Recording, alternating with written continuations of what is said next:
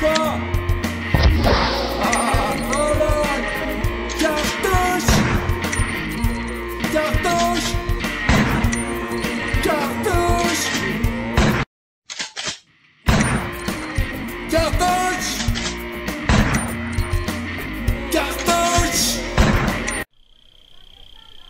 À la fin des années 90, j'habitais en Andalousie, entre Cadiz et Tarifa, là où s'échouaient régulièrement les barques des contrebandiers de hashish, faisant la navette depuis Tanger. Les contrebandiers, sur leur paterrasse, attendaient la nuit noire pour accoster sur les dunes où les yeutait une bande de porteurs qui s'emparaient aussi sec des sacs de hache, 30 kilos sur l'épaule, le poids d'une bouteille de but à gaz, pour les transporter en courant jusqu'à la camionnette qui attendait sur la route, derrière les dunes. Et hop, une demi-tonne de chocolaté de plus pour alimenter le marché français. Je suis fou du chocolat l'envers. De tout temps, un migrant se joignait au contrebandier, un gentil Marocain qui allait rejoindre son frère en France, certain d'y trouver un boulot. Ce migrant payait les 25 km de la traversée le prix d'un billet en first sur Airbus. Peu à peu, les contrebandiers sont devenus des passeurs et à raison de 40 clients terrorisés, la traversée de nuit devenait tout bénef. Ils rentraient au bled avec 40 000 euros dans la djellaba et en 10 voyages devenaient des promoteurs immobiliers à Tanger ou ailleurs, des costards 3 pièces, quoi. Et c'est partout pareil. En Libye, en Grèce, en Turquie, les transporteurs de viande humaine utilisent les mêmes routes que celles de contrebandiers d'antan.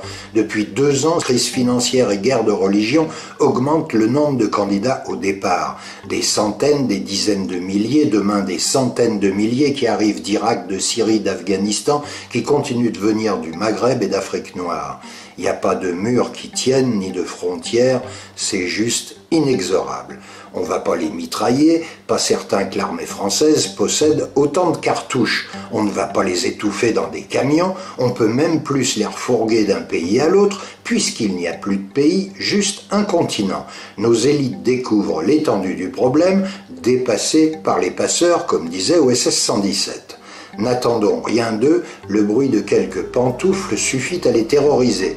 Et si on prenait nos responsabilités vis-à-vis de ces migrants, là dans le dos, autant faire bonne figure, et si on les recevait dignement et intelligemment, ce qui signifie aussi dans notre intérêt, pourquoi ne pas installer des familles ou des groupes homogènes dans les villages abandonnés de nos campagnes? Des milliers de villages qui, en disparaissant, ont affaibli le tissu local. Et si l'on profitait de cette vague pour la canaliser et lui donner la chance de participer au remaillage du territoire, en faire des agriculteurs bio, des artisans, des républicains, profiter des compétences particulières de certains, intégrer leurs enfants à l'école, indiquer à d'autres que la patate est préférable au pavot et la machine à coudre Singer à la K47. C'est un chantier pour des gars comme René Dumont, notre premier écolo, Albert Jacquard, un toit c'est un droit, ou encore René Cassin, ce prix Nobel oublié. Bon, allez, l'affaire est réglée, je viens de recevoir un mail du ministère de la Défense, effectivement, il n'y a pas assez de cartouches dans le magasin. Bonne chance.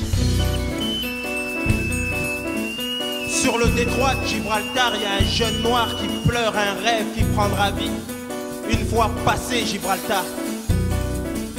Sur le détroit de Gibraltar, il y a un jeune noir qui se demande si l'histoire le retiendra comme celui qui portait le nom de cette montagne. Sur le détroit de Gibraltar, il y a un jeune noir qui meurt sa vie bête de gangsta rappeur. Mais sur le détroit de Gibraltar, il y a un jeune homme qui va naître, qui va être celui que les tours empêchaient d'être.